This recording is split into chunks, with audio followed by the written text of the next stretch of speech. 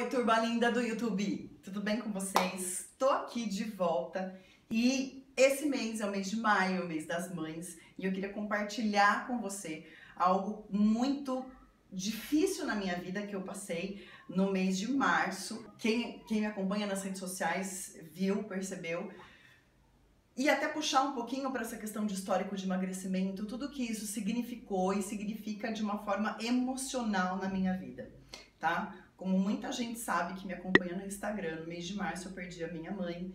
Então, esse mês de maio é um mês difícil para mim.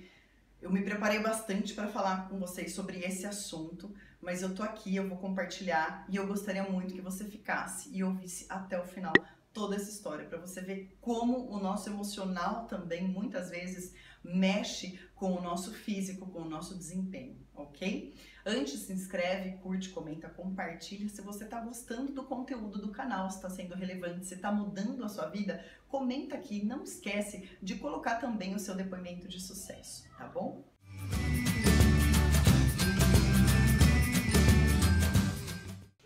Bom, gente, a minha mãe é uma pessoa incrível. Eu acho que grande parte do que eu passo para vocês nesse canal, se ela não existisse, com certeza seria completamente diferente. Então eu digo assim, acho que 50% de tudo que eu passo para vocês, de toda a fortaleza, de toda a determinação que vocês falam, muita força de vontade, muita determinação, Ana, como eu te admiro, com certeza vem dela, tá? Em contrapartida, muito dessa questão emocional e de todo o processo que eu passei dentro da obesidade também veio dela. E até há um tempo atrás, nós conversamos muito e ela me pediu perdão de toda a história que nós passamos juntas. Poxa, Ana, você me perdoa, eu peguei muito pesado na sua adolescência. E foi um processo lindo. Eu falei, mas é claro que eu perdoo. Talvez se não tivesse acontecido nada disso, eu não teria a família que eu tenho hoje. A gente não sabe o porquê das coisas acontecem. E a gente tem que ser grato o tempo todo. Isso é muito importante. No período da adolescência, eu tive um relacionamento extremamente conturbado com a minha mãe.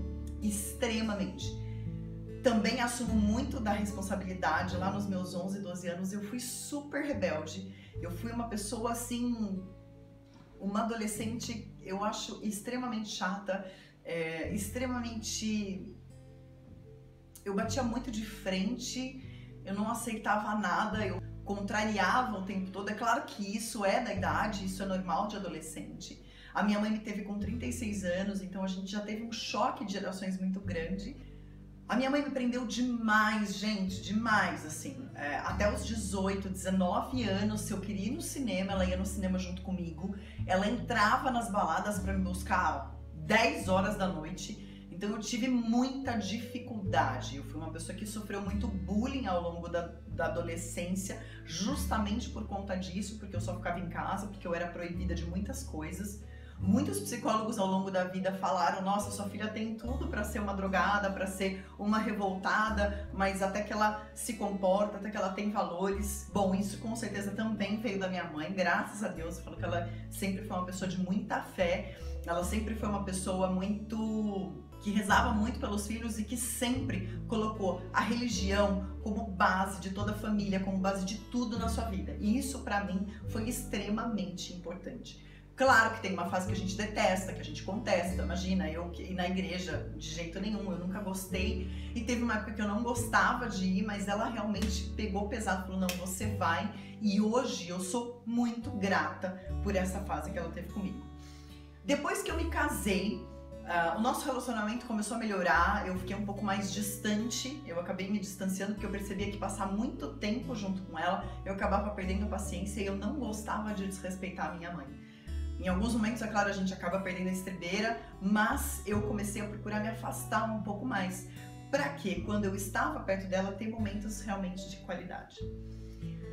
A questão, gente, é que quando eu chegava na casa da minha mãe, eu não sei se por toda a prisão que eu vivia, eu não sei o fundo emocional que isso causou, eu ainda procuro hackear muito isso dentro de mim. Mas eu sempre cheguei na casa da minha mãe e eu sempre senti uma vontade de comer o tempo todo.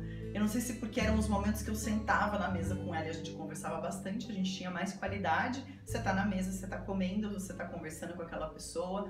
Ou talvez porque ela também era gordinha. Ou porque muitas vezes os meus pais, desde a minha infância, eles sempre falaram a seguinte frase pra mim. Vou ver se você vai se identificar aí. Olha, brinquedo eu não vou te dar, você precisa merecer. Ou uma prova, ou fazer o serviço de casa. Eu e meu irmão, a gente sempre ajudou muito no serviço de casa. Sempre trabalhamos em equipe, isso foi muito legal. Ela falava assim, só que comida a gente não pode deixar vocês passarem vontade. Olha que coisa, eu não sei se você viveu nessa mesma época, se você viveu, comenta aqui. Mas eu vivi nessa época aqui, quando eu tinha um brinquedo, alguma coisa, eu realmente precisava fazer para merecer mais comida. Eu não poderia sentir vontade, ou porque eu ia ficar com lombriga, ou porque eu ia ficar com febre, e era um desespero. E isso até depois que eu casei, ela com os meus filhos, ela morria de dó quando eu falava eu não vou dar, e eu não vou dar, e pronto, acabou, eu vou ser radical. E muitas vezes eu brigava com ela em relação a isso, para não ficar dando bolacha recheada e aquelas coisas, e a coisa de vó, né, mãe, vó, você tá na casa de vó, você merece aquela bolacha recheada, você merece aquele docinho, aquela balinha, enfim. A questão é que a vida nos prega peças, né, gente? E a minha mãe, ela sempre foi a pessoa mais nova, ela foi muito lutadora em relação ao meu pai, ela passou por diversos desafios, e eu vi a superação dela. E ela suportou muito. E a minha madrinha, que acabou morando com a gente, ela é mais velha. Minha madrinha tem 81 anos, a minha mãe tinha 74 e o meu pai tem 79. Só que o meu pai, por conta de tudo que ele fez ao longo da vida, muito cigarro, muita bebida, muita comida industrializada, um excesso de consumo de enlatados muito grande, ele começou a ter algumas consequências bem mais severas na sua saúde. Ele teve uma série de AVCs, ele foi parar numa cadeira de roda, ele teve Parkinson, hoje ele tem Parkinson. As pernas dele não respondem por ele ser muito magro, ele nunca se preocupou em fazer atividade física, em se alimentar bem, então ele teve uma sarcopenia severa. E tudo isso acabou sobrecarregando muito a minha mãe, porque meu pai em casa ativo, ele sempre ajudou muito, ele sempre lavou louça, ele varreu o quintal, mesmo depois de aposentado, ele ajudava muito a minha mãe, eles eram muito parceiros, apesar de tudo que ela viveu com ele. E aquilo realmente sobrecarregou muito ela começou a se sentir muito cansada. Mas como ela corria atrás de tudo, eram as contas da casa, carro, manutenção da casa, ela levava as coisas pra gente final de semana, agora morando em Campinas, os finais de semana que eu ia pra Campinas, eu tava lá, ela levava pão de queijo pros meninos, ela ia no supermercado, ela ligava, ela perguntava, então ela sempre fez muita coisa, às vezes eu acho que coisa até demais, e acabou acostumando de certa forma mal, mas são escolhas que a gente faz. E a gente nunca imaginou que ela pudesse nos deixar antes do meu pai até, porque o meu pai ele já tem uma série de problemas de saúde, então você acaba se preparando para que ele vá antes e você acaba se acostumando um pouco com essa ideia. Mas a minha mãe teve um episódio de dor nas costas muito grande e ela foi às pressas para o hospital, ela tomou uma série de injeções de anti-inflamatório e na verdade o problema que ela tinha era rim, e essas injeções de anti-inflamatório elas agravaram muito mais o quadro clínico da minha mãe. E ela tinha alguns episódios sempre de ir para o hospital quando ela estava numa estafa muito grande, ela tinha febre, ela ficava 2 dias no hospital e logo voltava. E a gente acabou acreditando que esse era mais um desses momentos que ela estava mal e que a gente cuidou dela no hospital, a gente levou ela para o hospital, até que na segunda-feira ela começou a piorar muito e na terça-feira a gente pediu para que ela fosse para UTI porque ela estava com muita dor, enfim. Ela teve insuficiência renal aguda, ela passou 8 dias na UTI em coma e ela veio a falecer na quarta-feira da semana seguinte. Foi um processo muito doloroso, foi um processo muito rápido. E tudo que eu vou falar hoje, gente, parece clichê, mas hoje o que eu mais penso, quando eu vejo as fotos, quando eu começo a lembrar dos nossos momentos, o que eu mais penso é, se eu soubesse que seria a última virada de ano com ela, se eu soubesse que eu só teria mais um mês de vida com ela, como eu teria aproveitado mais. E é uma pena como a gente pensa isso quando a gente perde. E eu sempre ouvia isso dela. Eu quero ver quando eu não estiver mais aqui, eu tô muito cansada, eu faço muito pra todo mundo. E a gente realmente só aprende quando a gente perde. Eu espero que com esse vídeo eu consiga te tocar de alguma forma e mudar isso, mudar essa repetição de padrão, essa coisa que todo mundo acaba passando, e quem já perdeu pai e mãe sabe o que eu tô falando, sabe a dor que é, sabe a dificuldade que é. A gente tem toda uma história, é infância, é amamentação, elo mãe e filha é uma coisa... Por mais tribulações que eu tenha tido com ela, por mais dificuldades de relacionamento, brigas, enfim, mas é um elo, é uma coisa que quando ela colocava o olhar em mim era mágico, era uma coisa muito mágica.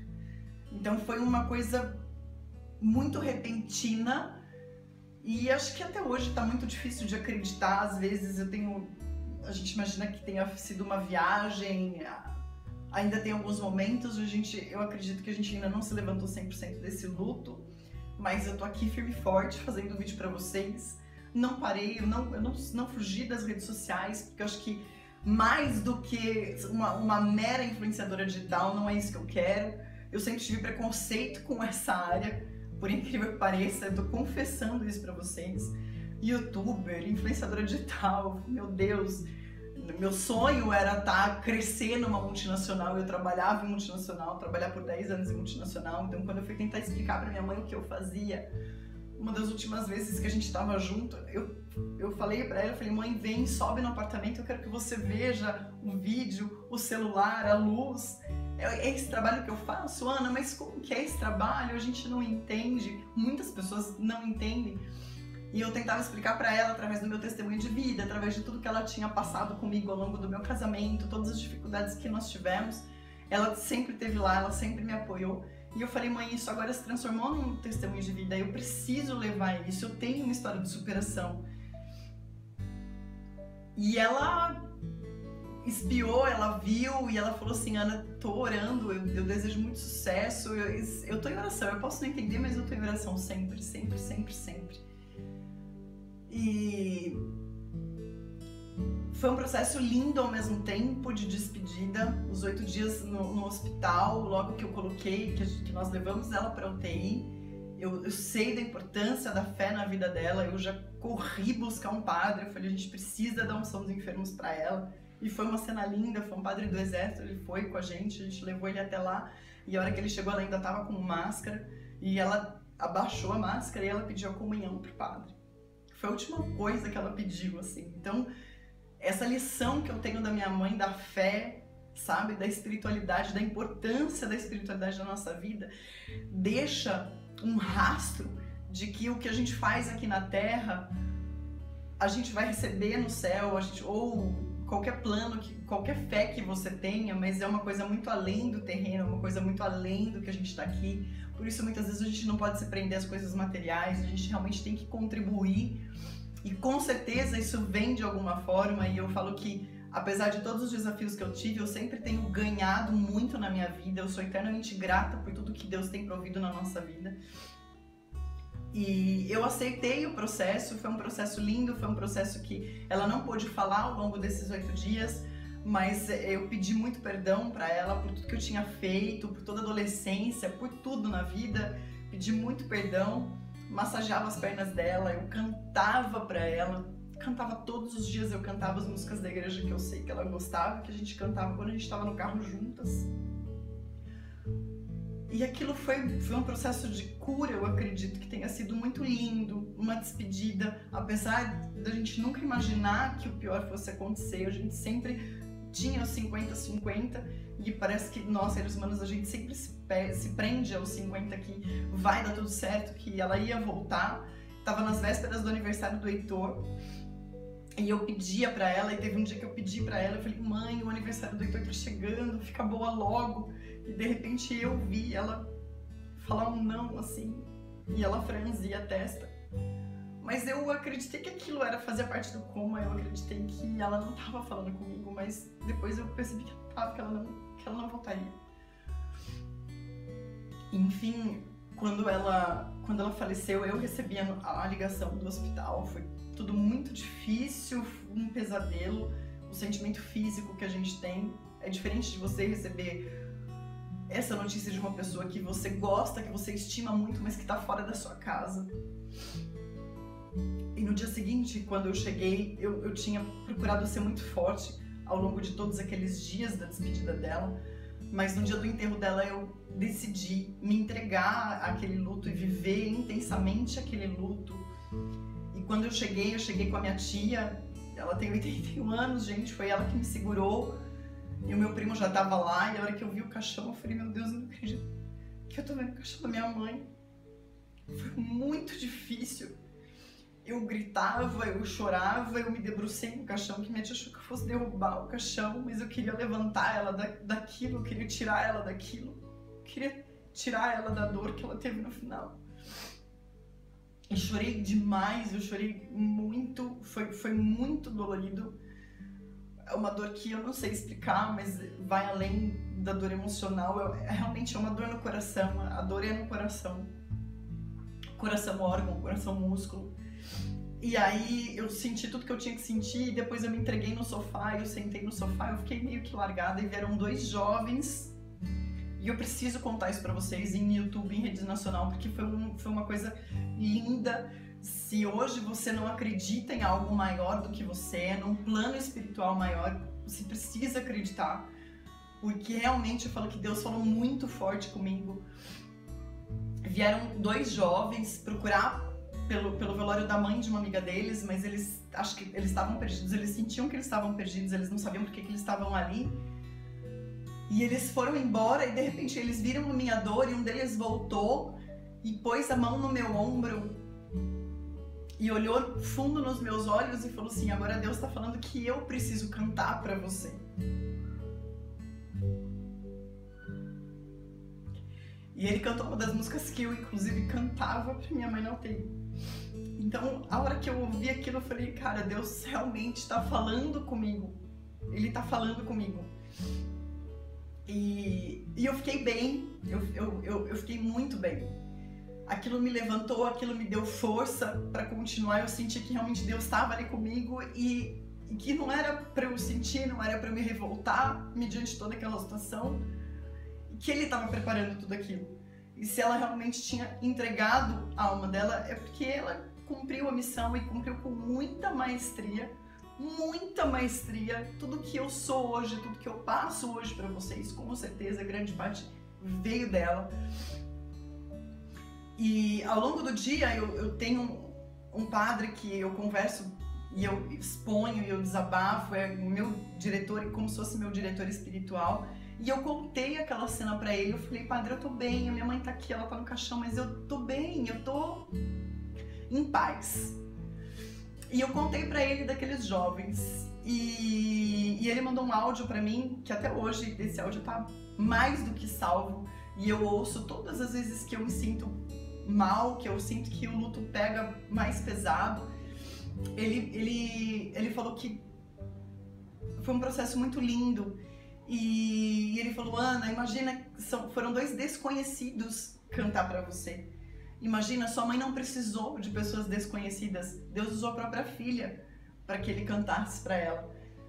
E quando você cantava todos os dias, com a esperança de que tudo daria certo, você estava preparando a alma dela.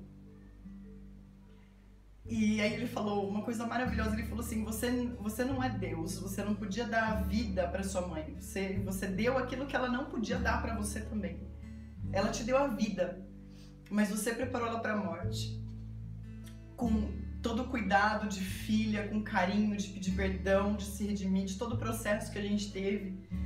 Então foi muito lindo isso, eu falo que foi um presente de Deus, apesar de ser um momento de luto, apesar de eu estar falando para vocês sobre o Dia das Mães, e com certeza o Dia das Mães vai ser diferente para mim, mas eu preciso comemorar, porque eu sou mãe graças a ela, eu sou mãe de 2 meninos maravilhosos, de 2 meninos abençoados, e eu preciso comemorar, eu preciso que eles me parabenizem, e eu preciso me alegrar com isso, apesar de sentir muita dor, muita falta e de querer sempre, claro, o abraço dela no Dia das Mães.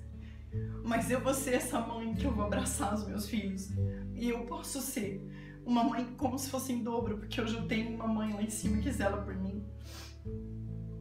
De mostrar para os meus filhos toda a garra, sabe? Mais um motivo de deixar vivo esse legado que ela deixou, de mostrar para eles toda a garra que ela teve, todo o brio, toda a honra, tudo que ela lutou muito forte. Então é um motivo a mais para eu comemorar o Dia das Mães e falar, olha, eu tô aqui graças à vovó e tudo que ela fez. Eu sou essa mãe hoje para vocês. Então, gente, é isso. Eu queria muito compartilhar isso com vocês. Eu acho,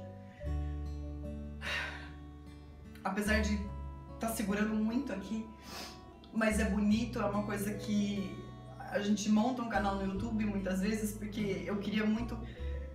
O que vocês veem aqui não é novela, não é ensaiado, não é... É vida real, né? É testemunho. Nós tivemos alguns sucessos, alguns fracassos, e eu preciso passar isso pra vocês, que nós somos feitos de pele e osso. E se você luta hoje por algum motivo, por algum propósito na sua vida, se hoje também o Dia das Mães é um dia triste para você, a comemoração do Dia das Mães desse mês é uma comemoração triste, eu não sei o que vai no seu coração, mas eu posso te dizer que assim como eu, você também é feita de pele e osso e você está construindo a sua história de superação. Guarda isso como um presente na sua vida, escreve isso. Mostra para as pessoas, isso não é motivo para você se deprimir, isso não é motivo para você abaixar a guarda e se sentir vencida pelas coisas que estão acontecendo na sua vida, mas vença apesar de tudo que tem acontecido na sua vida. É por isso que eu tô aqui, esse é o meu propósito para você, é ir contando um pouco da minha vida aos poucos, de toda a superação. Não foi só 40 quilos, gente, é uma coisa que vai muito além de perder peso, é uma coisa que vai muito além de músculo, de corpo bonito, de o escambau, vai muito além. Então a minha mensagem para você hoje, que não seja clichê, mas viva intensamente. E depois que ela foi embora, eu perdi a pressa, eu perdi aquela coisa de você ficar sempre correndo atrás do rabo e eu tenho que fazer tanta coisa e eu preciso fazer tanta coisa e chega no final do dia você não se sente produtiva, você se sente desgastada, você se sente entregue e muitas vezes você negou estar com a sua família, muitas vezes você negou estar com seus filhos porque você precisava trabalhar, porque você precisava produzir, porque você precisava colocar dinheiro dentro de casa. Viva o seu real propósito de vida e eu desejo e eu oro todo dia para que você encontre isso. E que você viva intensamente com a sua família, que você tenha um tempo de qualidade com seus filhos, que você viva esse período de Dia das Mães de forma reflexiva. Será que eu realmente estou sendo uma mãe que estou me entregando para o trabalho, estou me entregando para as coisas que não importam? E quando eu for embora, será que os meus filhos vão se lembrar de mim? Será que eu vou deixar esse legado que a mãe da Ana deixou? Pensa nisso hoje. E com esse pensamento, com essa reflexão, eu quero deixar aqui um ótimo Dia das Mães para você. E que mãe que você quer ser, que mãe que você tem sido até hoje, que mãe que você vai ser daqui pra frente. Eu desejo sempre a melhor mãe do mundo, essa que tá aqui me assistindo no YouTube. Até o próximo vídeo. Gratidão, tia, por ter remendado a calça jeans. E mamãe, parabéns. Gente, a minha mãe, ela pesava 90 e quantos, mãe? 93 quilos, ela tá com 80. Parabéns. E a tia... Dança, tia, a senhora vai fazer 81 anos? Eu vou fazer 81, dia 9 de dezembro. Na bioimpedância tá com quantos? O meu bateu. 57 quase. Ai, que tudo, gente.